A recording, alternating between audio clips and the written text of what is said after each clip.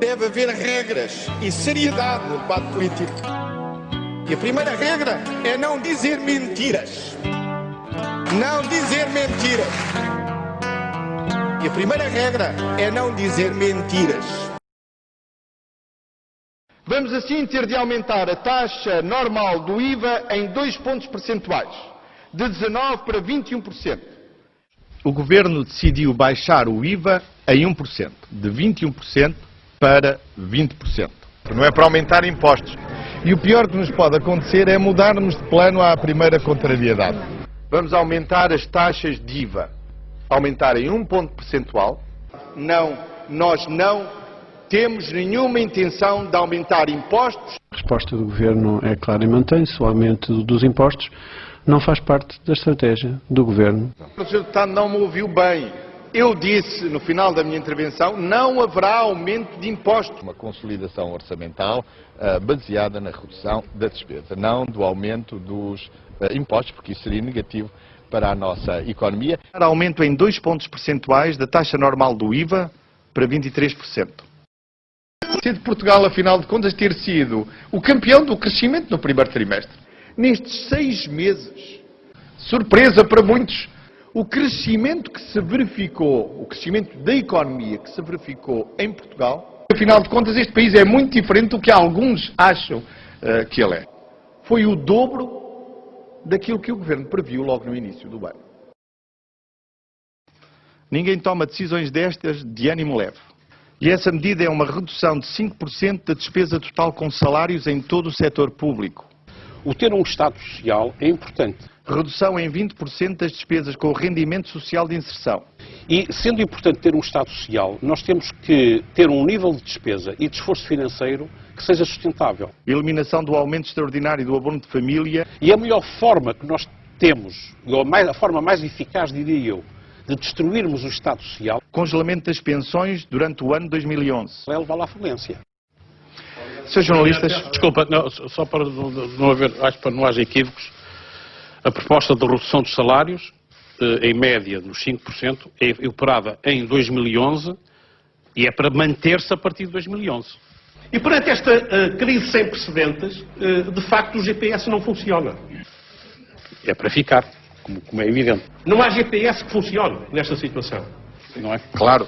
Eu penso que poderia haver dúvidas. Temos que nos guiar pelas estrelas. Ao entendimento daquilo que foi dito pelo Sr. Primeiro-Ministro. Temos aqui um problema. O que eu entendi da sua pergunta é se em 2012 se fariam outras reduções. Aqui as nuvens são muitas. Não, a resposta é não. Aqui as nuvens são muitas. A resposta é faz-se uma redução salarial em 2011 e depois, para 2012, teremos as negociações que todos os anos ocorrem para os salários na função pública. Eu estou aqui e nunca virei a cara à luta e nunca me passou pela cabeça qualquer intenção de me ir embora. O Governo admite pedir admissão se o orçamento não for aprovado? Sim, com certeza, isso já foi dito. Pelo contrário, estou aqui para cumprir o meu dever. Quando um governo não tem um orçamento aprovado, não tem condições para governar, ainda mais no momento deste. Nunca, em nenhuma circunstância. O nosso déficit não aumentou por descontrole. O nosso déficit aumentou porque nós decidimos aumentá-lo. Ou não aumentamos o IVA para pôr o PSD mal disposto. Não é nada disso. Nós aumentamos o IVA para termos receita que é necessária para atingirmos o objetivo orçamental que temos que atingir. Para assegurar o futuro do nosso Estado Social. A forma mais eficaz, diria eu, de destruirmos o Estado Social é levá-lo à falência. Falência.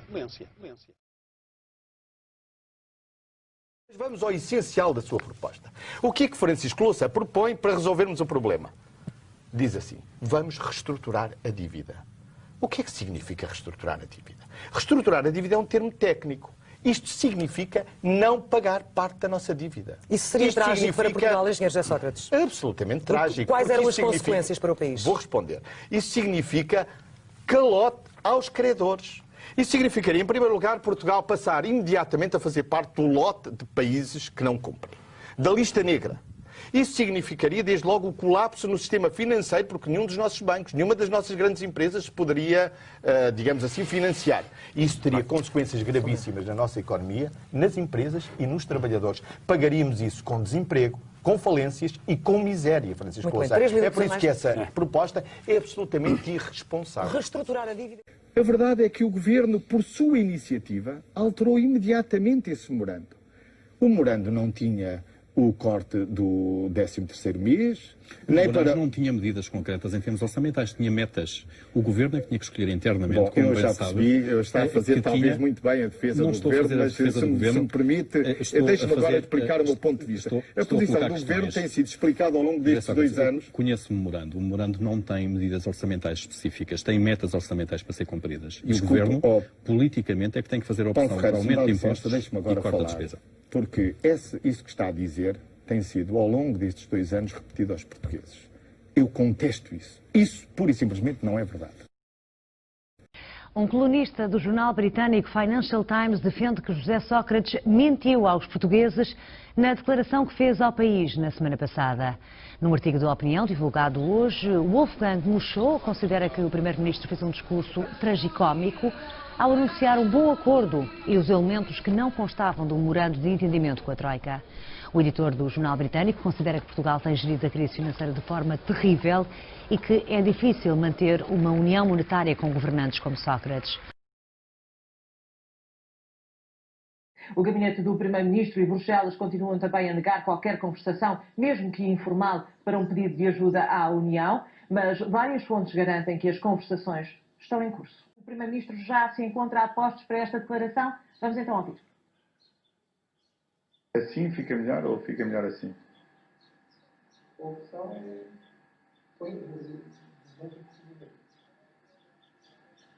Como é que acham melhor? Explicar aos portugueses que o Governo decidiu hoje mesmo dirigir à Comissão Europeia um pedido de assistência financeira, por forma a garantir as condições de financiamento ao nosso país, ao nosso sistema financeiro e à nossa economia. Constitucional do PSD. E, pasme-se, escolheu logo o Estado Social. O engenheiro Sócrates é o primeiro-ministro da área socialista que mais maldades e malfeitorias fez ao Estado Social. Foi o primeiro-ministro em Portugal que cortou salários na função pública. Foi o primeiro-ministro em Portugal que mais reduziu as prestações sociais e levou os custos de acesso à saúde, diminuiu as comparticipações nos medicamentos, acabou com muitos abonos de família, milhares de abonos de família. Quer dizer, o engenheiro Sócrates, que tem vindo, por razão de insustentabilidade das finanças públicas, a colocar em causa a sustentabilidade do Estado Social, vem agora aqui querer dizer ao país, vejam, isto está muito mal porque realmente o Governo, por causa da crise internacional, com certeza, o Governo nunca tem culpas de nada.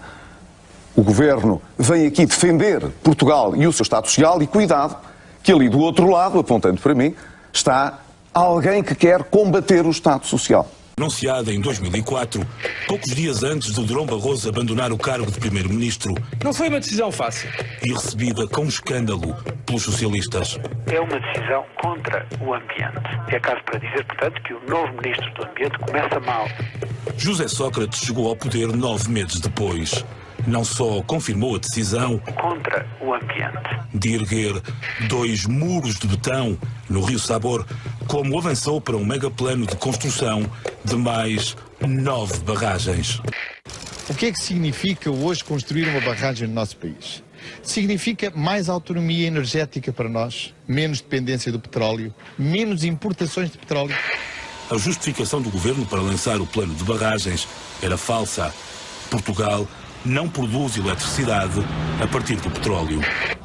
Sr. Professor, se um aluno lhe disser no exame que as barragens vão evitar as importações de petróleo, como é que o classifica? Bom, essa pergunta teria uma resposta errada. Aliás, duvido que lhe fizesse sequer essa pergunta, porque eles sabem que as barragens não evitam a importação nenhuma de petróleo, visto que não se produz energia elétrica com petróleo em Portugal já há muitos anos. As 6 centrais termoelétricas que fornecem eletricidade à rede nacional funcionam a carvão e a gás natural. As novas barragens não vão substituí-las. Os combustíveis fósseis são indispensáveis ao sistema elétrico. Prometi aos portugueses que lhes diria a verdade, toda a verdade, sobre a situação das contas públicas. Vamos assim ter de aumentar a taxa normal do IVA em 2 pontos percentuais, de 19% para 21%. Mas também não estou de acordo com a subida de impostos. Não estou. Porque isso já foi uma receita do passado. Isso já foi feito no passado e não produziu bons resultados. Isto criaria ainda condições para um arrefecimento ainda maior da economia. Ora, eu acho que esse não é o caminho. Superior a 6%. Superior. E quando chegou ao governo, não os desceu, mas ao contrário, subiu, tem que também ser penalizado. Porque isso é negativo para a democracia. Aumento em 2 pontos percentuais da taxa normal do IVA para 23%.